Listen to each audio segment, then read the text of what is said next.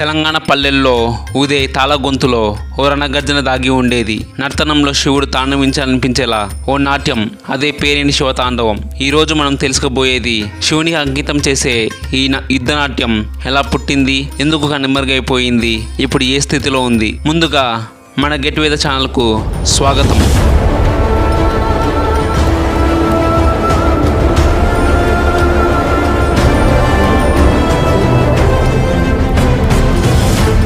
ఈ నాట్యం 12వ శతాబ్దం ప్రాంతంలో కాకతీయ సామ్రాజ్యంలో విడిదిలిన ఒక యుద్ధ నృత్య రూపం. రాజులు తమ సైనికుల మనోబలాన్ని పెంచేందుకు యుద్ధానికి ముందు ఈ నాట్యాన్ని ఉపయోగించేవారు. ఒక నర్తకుడు మాత్రమే ఈ నాట్యం చేస్తాడు. అతని తాళ భంగిమలు, గజ్జల గర్జన, కరగట మృదంగాల మేళం ఇవన్నీ శరీరంలో ప్రతి కణానికి ఉత్తేజాన్ని పెంచేవి. ఇది కేవలం నృత్య రూపం మాత్రమే కాదు, శక్తి రూపం, తాండవానికి తాళం. ఈ నాట్యం ఓ యోధుని లోపల భయాన్ని జయించేందుకు శక్తిని పెంచేది. శరీరం వేడెక్కితే యుద్ధ భూమిలో పరాభవం, కానీ మనసు వేడెక్కితే విజయమే. ఈ నాట్యం ప్రతి అడుగు ఓ గర్జన, ప్రతి చలనం ఓ ధైర్యపు సంకేతం. ఒక నర్తకుడే శివుడు అనిపించేలా ఈ నాట్యం ఉండేది.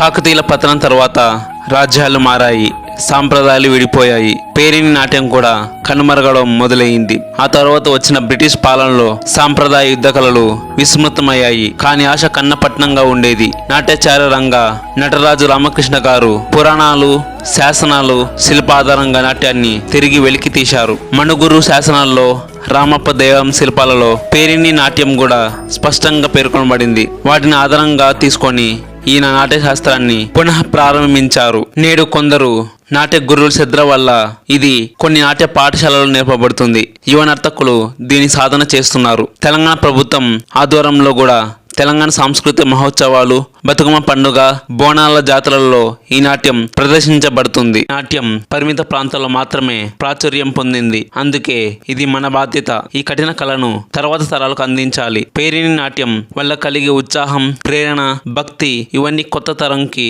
అందించాలి. పేరిని నాట్యం ఓ దేవత నాట్యం మాత్రమే కాదు, ఓ యోధుని ఆత్మ గర్జన. అది శరీరానే కాదు, మనసుని కూడా మేల్కొల్పే ఓ గొప్ప శక్తి. మన పూర్వీకులు కళా వారసత్వాన్ని నిలబెట్టాలంటే మీరు నేను కలిసి పని చేయాలి. ఈ వీడియో మీకు నచ్చినట్లయితే లైక్, షేర్, కామెంట్ చేయండి. అలాగే మన ఛానల్కు సబ్స్క్రైబ్ చేయండి.